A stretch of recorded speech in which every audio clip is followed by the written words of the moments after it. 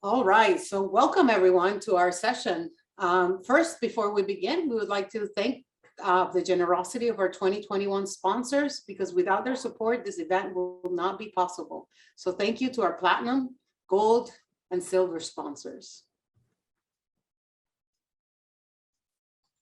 So in this session, it's titled, What Patient Centricity Means to Me, a community conversation. We would love for this session to be interactive. We want to hear from you. We want to know what you're thinking when we explain things to you. We want to know your gut reaction, and we want us to guide us through this process, because this is a process that began a few months ago, and so we are now bringing it to the community, and hopefully you can help us through it. So I am honored to be co-presenting with Dr. Len Valentino, with Esmeralda Vasquez, and with Mosi Williams.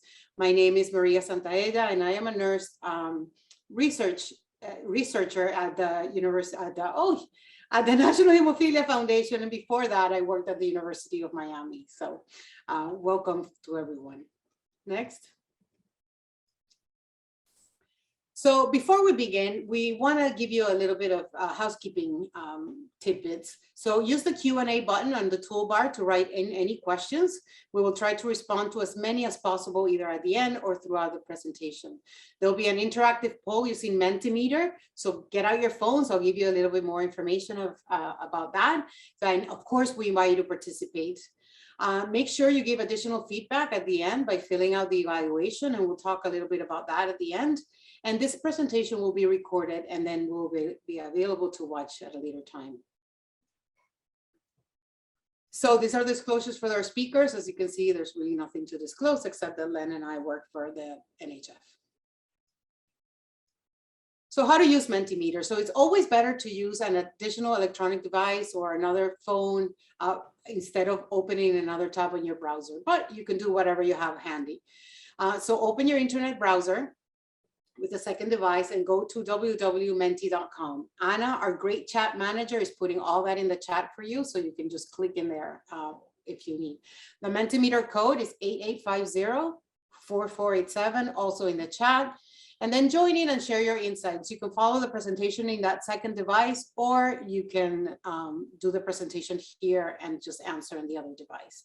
All answers, of course, are anonymous. Next slide. So if you're seeing this presentation, it's recorded version, because we feel the community input is so important. We want you to have the opportunity to have an input. So Mentimeter poll will not be working after this session. So this poll with this QR code will take its place. So to contribute your ideas, just take a picture or hover your camera over the QR code. The QR code will take you to a link to our short survey, and hopefully you can also be part of the conversation. Again, all responses will be anonymous. Next slide. All right, so these are the welcome and the introduction. So again, my name is Maria, and I'm going to pass it on to Esmeralda. Esmeralda, welcome. Hi, thank you, Maria. My name is Esmeralda Vasquez. I'm a 41-year-old female with Glanzmann's thrombasthenia, which is a ultra rare bleeding disorder. More recently, I was invited to be part of the SOS steering committee, and I requested to be part of the working group, Diversity, Equity, and Inclusion, which has opened just my eyes as a patient, and I've learned so much from that process, and I'm just so honored and so happy to be here as part of this panel. Thank you. Thank you. Mosi? Hi, my name is Mosi Williams. I'm a 43-year-old male with severe hemophilia A with an inhibitor. I grew up in Northern California, Oakland, California, and I've done a lot of volunteering in the hemophilia community, supporting our brothers and sisters with bleeding disorders, and appreciative to be part of the working group with NHF, and looking forward to this conversation. Thank you. And I'm Len Valentino. I'm currently the president and chief executive officer at the National Hemophilia Foundation. I've been part of the community for more than 35 years, treating patients as well as helping to develop drugs to treat those patients. And it's really an honor to be on this panel with Esmeralda and Mosi, having such a vast lived experience. So next slide.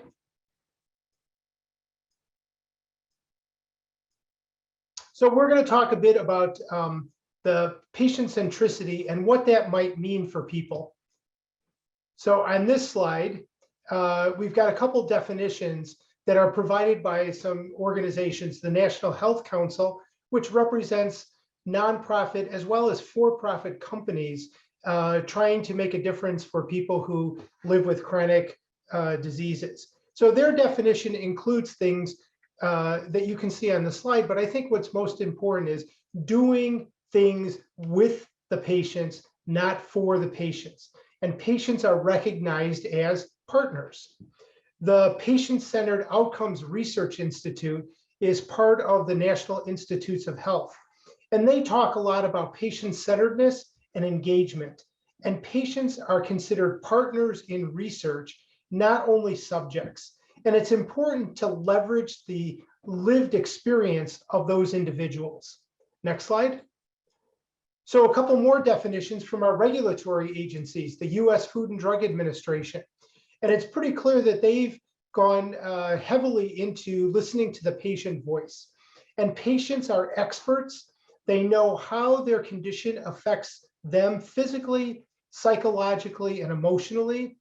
And it's important to recognize that their approach is to ensure that patients, their experiences, their perspective, their needs, and their priorities are captured in meaningful ways and interpreted into the drug development pathway and evaluation. So the European Medicines Agency is the equivalent of the FDA in Europe, and they talk about incorporating real life experiences and collaboration with patients supports transparency and increases trust. So the next definition on the next slide is one that was developed by the drug developers. So the first ones that we heard from were more of the organizations. Then we heard from the regulatory. Now these are the people who are developing drugs and devices. And this was from a paper that was published several years ago. But there were 5 important themes that were emphasized from this research.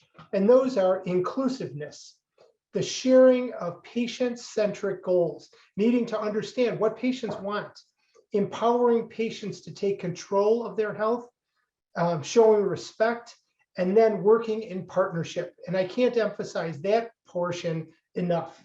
So it's really about that partnership. So on the next slide, you'll see the 2021 strategic imperatives for the National Hemophilia Foundation. And we have 6 strategic imperatives, but the one I'd like to point out is the second one, which has the box around it. And this is to align NHF in patient centricity through a shared definition, implementation, and evaluation plan. Now, what are we doing to be able to do this? Well, you're here today, hopefully to help us to create that shared definition. We've done a lot of background research. We've looked at the literature. We've talked to people, but we're trying now to hone that definition. Then we want to implement it in 2022 and beyond and continue to evaluate it. It's not a one-time procedure. It's going to be a process. So this is not going to be a passive session, as Maria said. We're putting you to work. You're here to help us. So on the next slide, I'd like to show you the 2022 strategic imperatives. And what you can see here is, again, we have 6, but we've evolved these a bit. And our first and most important strategic imperative is to cement NHF as the premier patient-centric organization supporting the inheritable blood disorders community and advancing health, equity, and diversity. So I really want to emphasize that we have to do this in partnership with the patients, the subject matter experts, as Maria has talked about, because you have the lived experience of these disorders that we're trying to provide support services for you to advance your health, provide health equity, and of course, diversity within the community. So on the next slide, we're going to ask a couple questions. What does this mean to you? So you can see, help us describe what this means. You can type in a response, You can add information for us. What does patient centricity mean to you? You've heard a few definitions. Now we'd like to hear some more from you about what that might include. So again, you can go to Mentimeter, www.menti.com, as you see on top of the slide, and enter the code 88504487. So we see partnering with patients. Come on, I know there's more of you out there. So let's see some more responses. And I think if you like partnering with patients, I think you can click on that as well. But we'd like to see some more. What else does it mean? Listening, obviously that's a really important component. Patient obsessed, I love that one. How about others?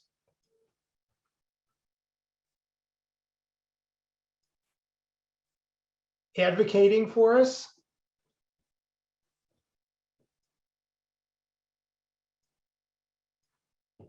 Any more? So we've got about 30 people on, but I only see 4 responses. Helping us love our disorders.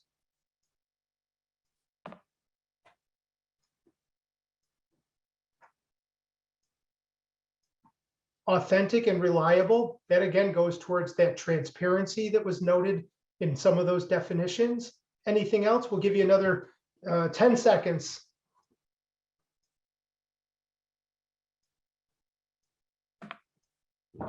Champion, helping me thrive. And many of you know that the last line of NHF's new mission statement is helping people and families to thrive. Okay, so we've got a few. Let's go on to the next slide, please. And here, these are when we think about the National Health Council, in terms of patient, they're talking about someone having or at risk of having a medical condition. A caregiver or family member, someone caring for those with a medical condition.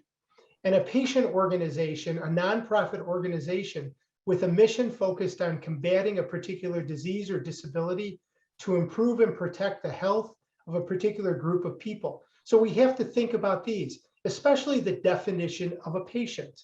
So the next slide. So who do you consider an expert in your bleeding disorder? Same process, Mentimeter, and you can start adding your information. So let's see, who do you consider an expert in your bleeding disorder?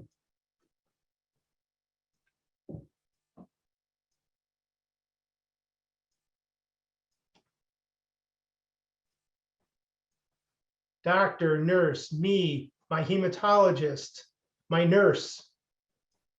Others? Now, I think as you add the same phrases, they'll get bigger, if I'm not mistaken. And they'll change. So doctor seems to be the prominent one.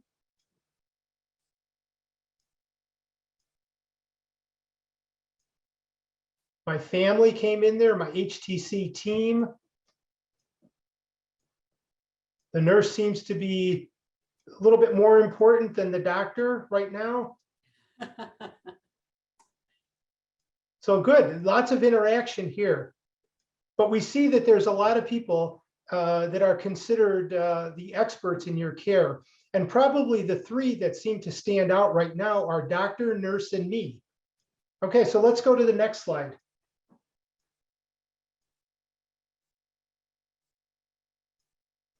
So definitions from the National Hemophilia Foundation is looking at a patient and or a family or caregiver. So what do we think about? So subject matter experts or an SME. These are people living with or family members of someone living with an inherited bleeding disorder. Who can be more of an expert in their bleeding disorder than somebody who lives with it every day, whether directly as a patient or indirectly as a caregiver? And we believe that you have unique perspectives that others don't have. As a physician, as a hematologist, Maria, as a hematology nurse, we don't live with these bleeding disorders. So we believe that you have unique perspectives that others don't have. And you must be involved in any decision that affects you. So this is why we are considering you as the subject matter experts. So let's go to the next slide, please. So when we think about a subject matter expert, you have many different roles that you can play. You can play a role as a self-advocate. You can read and become educated about your own disorder, what's being done, and then advocate for the best care possible. You can participate in your individual healthcare decisions. That's something called shared decision-making. You can also be a participant in education, not only on the receiving end, but also delivering it, just like Esmeralda and Mosi are doing today. They're helping us as experts deliver education. You can also be a part of the advocacy that's so important for this community. And last but not least, you can be involved in research, not as a subject, but as a subject matter expert, sharing your lived experience to enhance drug development, device development, and the understanding of research and what are the important outcomes for you. Next slide. So it's important to recognize that we really, as an organization, cannot be patient-centric. We don't have patients. We are striving to work with our subject matter experts, not for you. So we view this as a collaboration or a partnership where our subject matter experts feel a sense of belonging and being valued. Recognizing different levels of comfort with engagement, we have to take that into consideration. But we're here to help you move along that journey, to go from maybe feeling uncomfortable to really feeling comfortable. I think Esmeralda emphasized that in her introduction. We have a desire to meet SMEs where they are and provide what they need to be successful. So we can provide the skills and the tools to help you be an educator, an advocate, and even a researcher. Encourage everyone to get involved in some manner. It's important that you have a stake in your healthcare. And we wish to inspire everyone to contribute to the community at some level. Next slide. So NHF's SME-centric model is shown here. So when we think about our mission, the mission of NHF is dedicated to finding cures for inheritable blood disorders and to addressing and preventing the complications of these disorders through research, through education, and advocacy, enabling people and families to thrive. And I emphasize that last word, thriving. So the SME-centered approach is a partner. We want to partner with you, the subject matter experts in research, in education, and advocacy. We want to provide you, the subject matter expert, with opportunities, with education and support. And we want to ensure balanced participation of all stakeholders. This is what's important in terms of inclusion. We have to make sure that all voices of the community are represented. And our goal is to advance science while generating relevant and meaningful research findings by empowering you, the subject matter experts, with the tools you need to participate in research, participate in advocacy, and to participate in education. Because we want you to be an active member as a part of the healthcare team. We also want to ensure equal access to quality healthcare and safe, effective treatments. Only through this partnership with you can we really achieve these goals. Next slide. So now we're going to listen to some perspectives from our subject matter experts. So first, I'd like to have Esmeralda take the podium and address you with a few comments. Esmeralda? Thank you, Dr. Valentino. So I was asked, what does patient centricity mean to me? And kind of the irony is that I'm very familiar with that term. I think after spending so much of my childhood in hospitals, it came as no surprise that I'm a healthcare provider. I'm actually an occupational therapist, and I work with individuals with significant motor impairments and life traumatic experiences like a spinal cord injury, strokes, So I've always practiced like patient centricity, and I never thought to kind of pause and put myself on the receiving end of things and to really kind of, what does that mean to me? I mean, and to me, it means what's happening right now in this session, inviting us to be a part of the conversation, acknowledging that our lived experiences have value and merit, and no amount of education and research and reading can understand what we as an individual of the community go through. And I know this because with my own patients, I don't know what it's like to wake up and be in a wheelchair, right? So even my closest family members, my parents and my husband now, sometimes they don't understand what I have to deal on a day-to-day basis.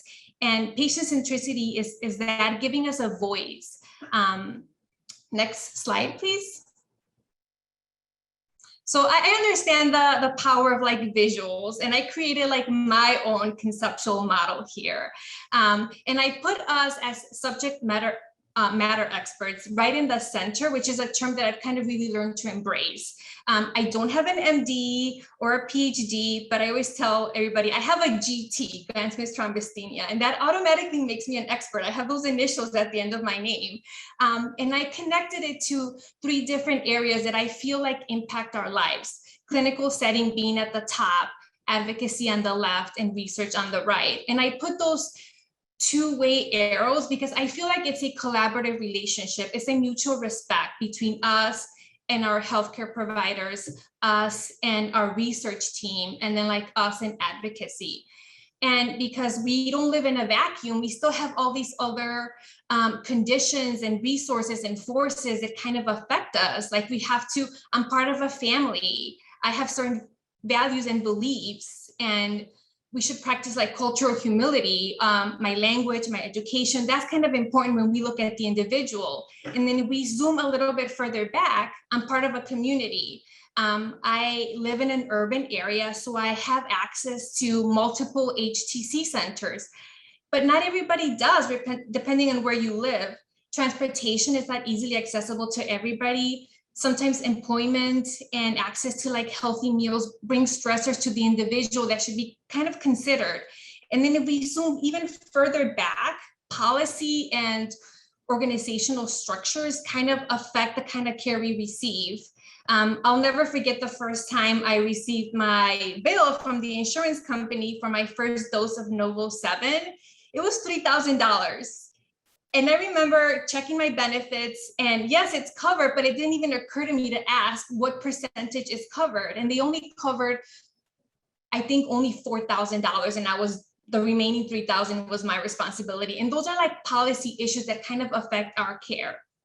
Now, when I think of also of patient centricity, I think of us as being like active participants. For a long time, we have been just these passive participants in our care. And more recently, we're asked and encouraged to be active, like make decisions in our care. And I always kind of use the slogan, like nothing about us without us, because there's people out there making decisions that affect our quality of care. And I kind of want to share like a little brief story to kind of illuminate this patient centricity. A few years ago, 2 years ago, I went to see an ophthalmologist, and I was born with a mole on my left eye, and it was pretty small as a child, but as I started getting older, it was growing and growing and growing. So I went to go see an ophthalmologist, and they kind of recommended like, yep, we can just kind of like cut that off, and no big deal, outpatient procedure. And I remember telling the ophthalmologist, like, well, do you realize that I have Glanzmann's thrombocythemia? And that's kind of the frustration with my diagnosis, and nobody knows what Glanzmann's thrombocythemia is. I think we're like 1 in a million, and they never know. So the ophthalmologist was a little annoyed, and she's like, it's just a few little millimeters. We're just gonna snip it off and you'll be fine. And I specifically requested, like, I would like you to consult with my hematologist. Anytime there's any cut to my skin, a hematologist needs to be involved. Sure enough, she didn't consult with my hematologist. So before the procedure, I followed with my hematologist. And she recommended like Novo 7 and all those procedures.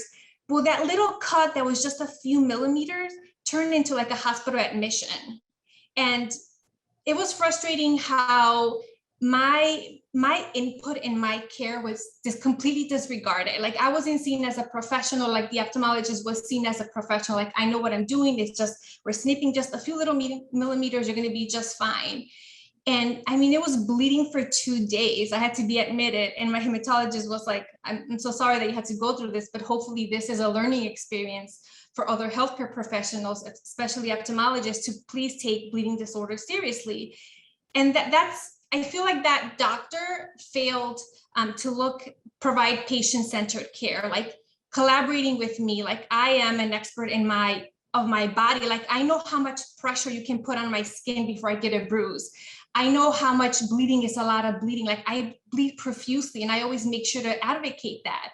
And I hope that everybody out there listening kind of learns those things. Like we are experts in our body, and we should be seen as equal members of our teams and getting involved in research, because we can help drive that research of things that matter. There's not a lot of research for Glanzmann's thrombasthenia because we're just so rare. So being part of those conversations kind of helps hopefully find cures and treatments. And obviously like being involved with my advocacy organizations, giving us a platform to kind of share our experiences, and events like this, which I'm just so honored and humbled to be a part of. This whole process has been such a learning experience, and being able to share my story with everybody. So I kind of leave it at that. And I'll pass it over to Mosi to share his story. Everybody has a unique story, so I'll give him a few minutes to just kind of share his.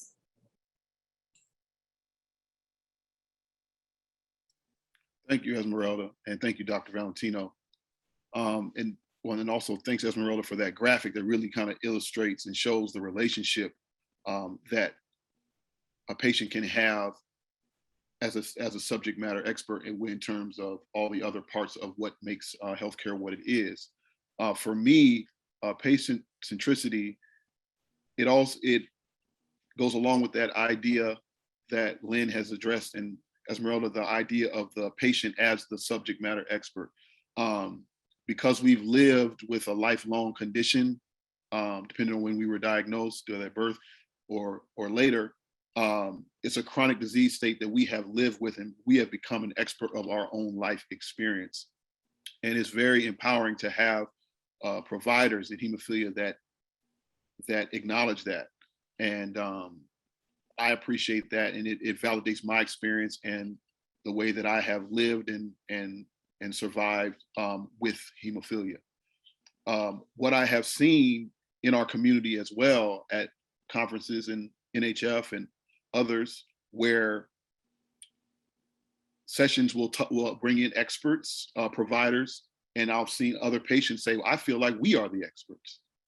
And we are the experts of our own experiences. And it is helpful to have providers come alongside us and have discussions about our care, whether it's on a comprehensive visit, when they're considering what we need. I have other friends who have bleeding disorders who won't make certain decisions about their care, trying new treatments and products until they've talked to another hemophiliac about it. They want to hear what someone else is going through first before they make those decisions. So we can see the importance in our community specifically of the experience of the patient and how that can be seen first, along with the care that comes alongside it. One thing I have experienced at the HTC I attend is an advisory committee of which several patients are a part.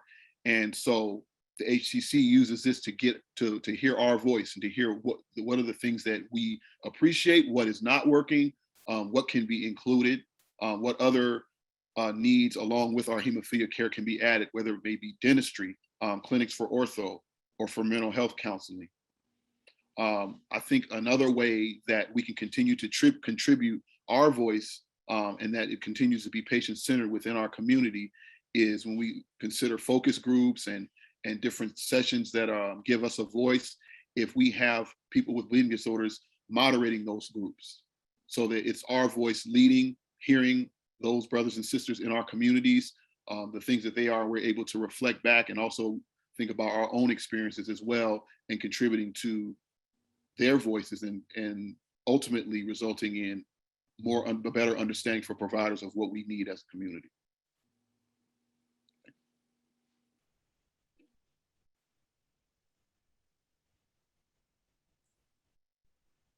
All right, well, thank you, Mosi and Esmeralda. I think that listening to you both speak, I think it's a clear illustration of the unique perspective that you have just by being you, right? So Esmeralda said, I don't have a PhD, I don't have an MD behind my name, but I have a disorder and I wake up every day with a disorder, and that provides that unique perspective.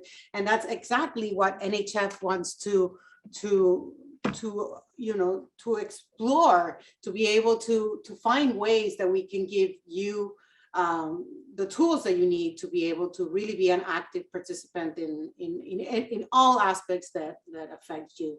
So I think that I have a question for both of you, and I guess, mostly since you're in camera, maybe I'll ask for you to answer first, and then Esmeralda can pitch in. What Len said earlier is very true, right? You guys are involved in the communities, and you've been involved long enough that now you feel a little bit more comfortable. But we have to understand that there's different ways that people may feel more comfortable engaging in some engaging in some aspects of patient centricity or SME centricity, and others not, whether it's culture, whether they don't feel secure, whether they don't feel like they have authority. So what do you tell to those people who are on the fence and perhaps know how important it is for them to get engaged and involved, but they don't quite are there yet? What would you say to them? A couple of things. I would encourage them to take confidence in the experiences they have and what they have learned, and being an expert of their own bodies and their own experience. And this is where it's also important in terms of the shared decision making. As you mentioned, myself and Esmeralda having the experience and feeling confident in our voice. When there are those that don't necessarily feel that way, it's really important for the provider to remind and prompt the patient about their voice. Say, we are making these decisions together. This is a treatment that is available.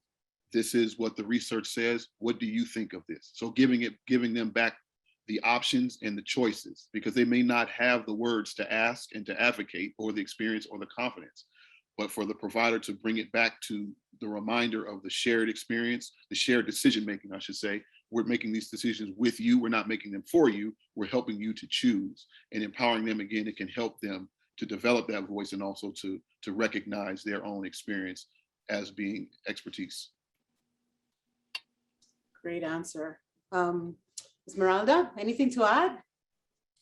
I think if it's just really nice that they're inviting us to have these conversations and to be a part of these discussions. And if we don't accept that invitation and speak for ourselves, somebody else is going to do it for us. And it was very intimidating being part of the SOS committee. I was surrounded by the top individuals in their field. And there was moments where I didn't have much to contribute. There's methodology and research that I don't understand, but I did notice that my simple presence was a constant reminder that they were about to make a decision, and I was there. My face was there. This was all over Zoom. So my face was there. And even that presence, I feel like kind of helped the conversation. And it is intimidating. And maybe a lot of us tend to be on the quieter side or a little bit more passive. But I think with these opportunities and just getting more comfortable to speak for ourselves, and also people on the other end, the doctors and the researchers kind of getting used to having us around, I feel like things will start to change, and we'll feel more well. I was welcomed, but it was intimidating. But I think with time, I'll just get more comfortable. And I think we should be as engaged as we can. Otherwise, somebody else is going to make that decision for us. Great input. And for those who don't know, I'll put it in the chat later. The SOS that Esmeralda is referring to is a great, very exciting project that NHF has embarked for the last few months. It is trying to create a national blueprint for research priorities for the bleeding disorders community. And we have all important key stakeholders embedded in the working groups that are coming up with these priorities and ways to make this research relevant and easy or easier to accomplish. And Esmeralda was one of the community members representing the SMEs in the SOS. So thank you, Esmeralda. We'll put that information because it's going to happen September 12th to the 15th, and everybody's encouraged and invited to participate. So thank you. All right, next question. So, you know, how, again, we're talking about patient centricity, but it's perhaps SME centricity. So how should patient centricity be defined for NHF? So we know that we are trying to do, we're trying to do many things, and we're trying to involve patients as much as possible, but we really want your input. What can we be doing better? So the proposed definition for SME centricity is a process in which the perspectives and experiences of patients' family support networks are the primary driver of our work. This process ensures active partnerships in the co-production of a shared vision. So that's what we're proposing. And so now we want to ask you, how does this definition make you feel? Do you understand it? Does it make sense to you? Does it talk to you? Is there anything that is missing there? So help us understand what this definition, again, a process in which the perspectives and experiences of patients, families, and support network are the primary driver of our work. This process ensures an active partnership in the co-production of a shared vision. So trying to talk to what Len referred earlier, which was working with the patients, not for the patient. So working with the RSMEs. So use the Menti again and try to let us know what you like, what you don't like. Networks should be plural, okay? Good point. Is it easy to understand? Does she speak to you?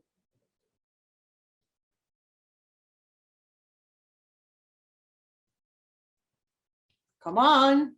I know there's about 25 of you in here. Oh boy.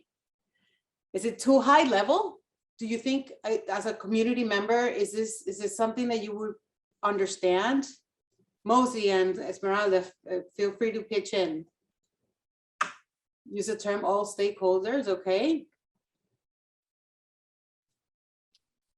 I maybe need more time to think about it. I find that definition empowering, since our opinions and our needs are driving the work. Okay. Yeah. Sure, that's a good. Is it something that you can get behind? Does it seem like it's something that resonates for you, is consistent with your thoughts?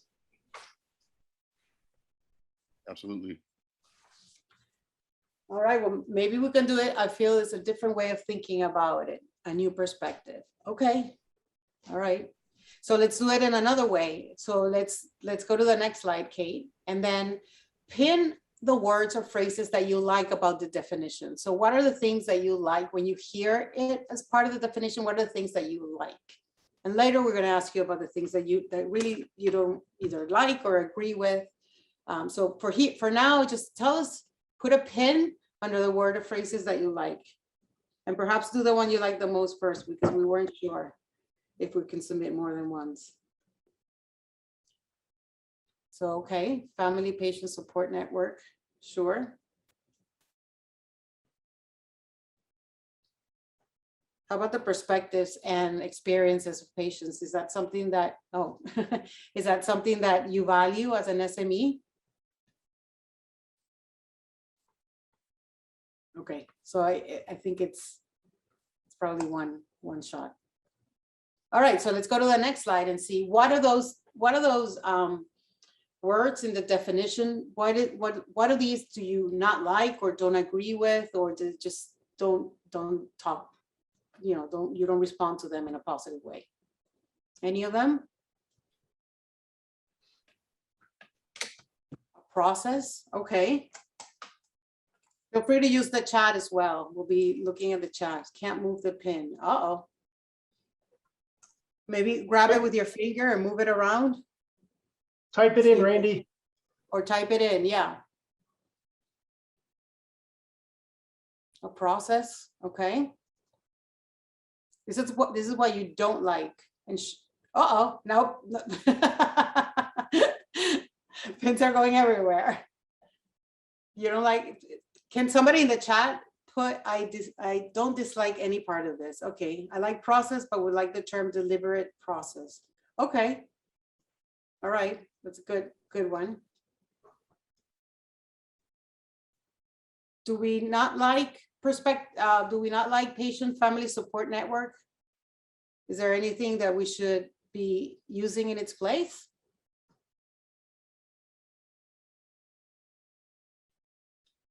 Okay.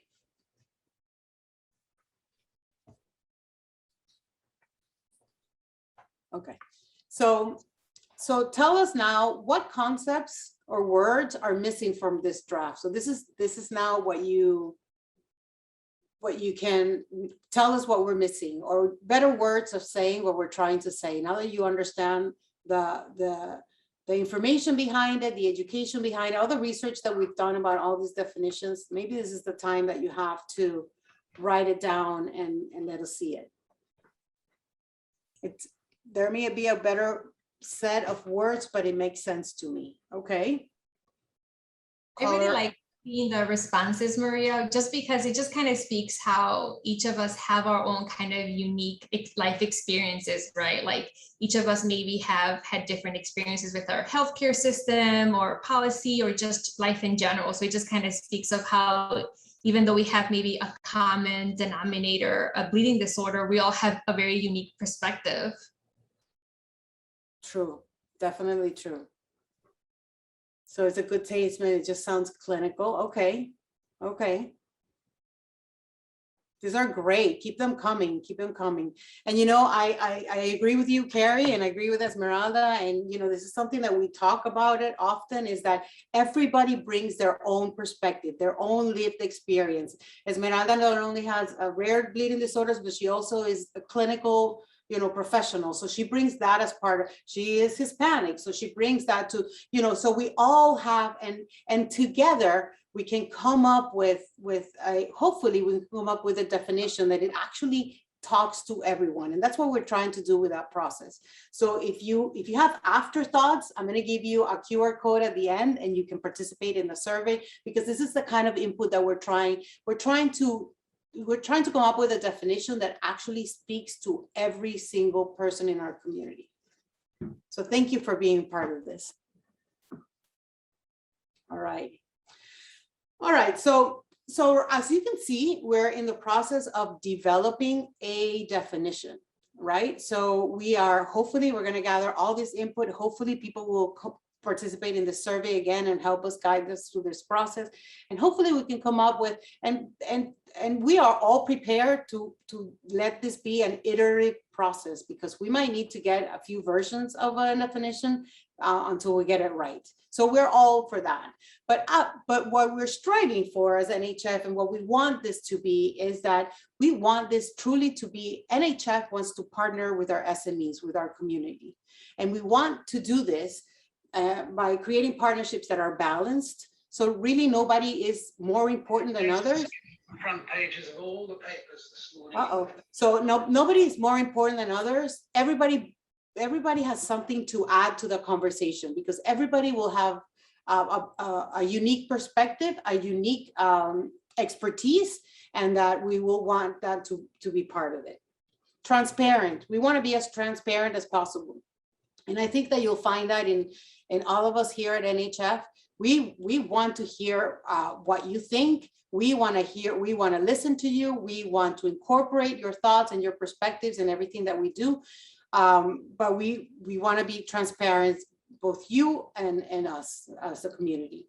And we want it to be representative, just like I showed you, or I talked to you, or I'm confusing my sessions now. But, you know, in the SOS, we wanted to make it representative. We wanted it to be diverse. We wanted to make sure that we have key stakeholders in all the different, whether it's advocacy, research, education, and all the different things that we do or activities that we promote. We want to make sure that we have a representative and diverse SME component. And then we want it to be bi-directional. And this will probably take a little bit of time, like I said. Not everybody feels as comfortable as, as everybody else to be an active member of a research discussion or a healthcare discussion or an education discussion. People might not feel good leading or being part of any of those conversations, but we want to get you there. We want to give you the tools that people need to be able to accomplish that. And in order to do that, we need that to be bi-directional. We don't want us dictating what you need to do. We want you to tell us what we need to do to encourage that and to make that a possibility. So that's what we're striving for. Next slide. All right, so we'll take any questions now, whether through the Q&A or through the chat. I love the discussion that's going on in the chat. Keep it coming.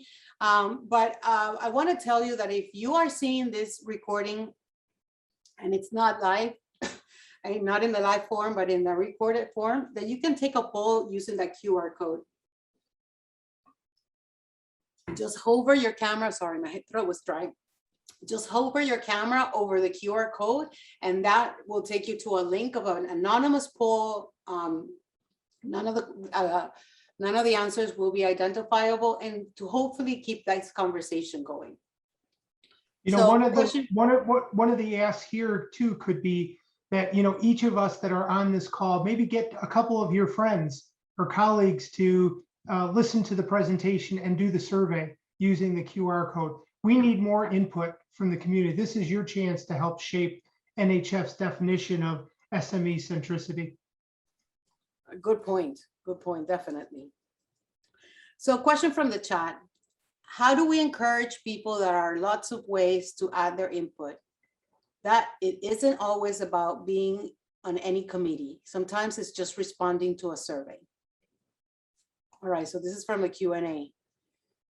So Mosi and Esmeralda, you want to take this? How do we encourage people and just informing them that there are different ways to add their input, that it's not really needing to be in a committee or needing to be part of the SOS, but there's always a role for them. So sometimes it's just responding to a survey. Yeah, sometimes like it was mentioned, a survey, educating other healthcare providers, educating other members outside the bleeding community. So being just a self-advocate and just always having those conversations wherever you are. I constantly just because I have glandsmans and nobody knows glandsmans, I'm constantly educating dentists and ophthalmologists, dermatologists, just what my diagnosis is. I mean, it wasn't until just this past year that I kind of really started getting more involved doing these kinds of events. But there's always if somebody asks or attending these events and just answering questions on the Q&A section, that's definitely, that can make quite of a difference. Yeah, absolutely agree. It can be also as simple as encouraging on talking to other families that you meet in sessions, or putting an encouraging word in the chat and empowering others. It's a lot of ways to help our community. Yeah, it's, so self-advocating, but also being a support network and networks with an S, right? For others who might need a little word of encouragement or guidance in anything. So absolutely. So any other questions, any other ideas? We have a couple minutes left. We're almost done. So we thank you. I loved all the discussion in the chat. So we would love to know how the session went. Oh, the evaluation. Creating this kind of focus can often be seen as one and done exercise. How will NHF make sure that this is sustainable and addressed as an ongoing evolution? Are there potential metrics that could be designed and monitored? Len, you want to take that one? Yeah, I think that's a great question. And I think it's a great opportunity for collaboration with some SMEs to create that. I think this is exactly what we want to be able to do. So I don't have the answer today, but I think working with all of you, we could come up with those answers. Yes, and I think I can certainly speak for myself. I know Len is a very busy man, but I'm always open to suggestions. I'm really a big, we at NHF have been having a lot of internal conversations and about this, and we really, really want your input. We want this to be a definition that is owned and it's relatable to everybody in our community. We want it to make sense. And the only way that we can get there is to be able to listen to everybody's perspective. So please keep it coming.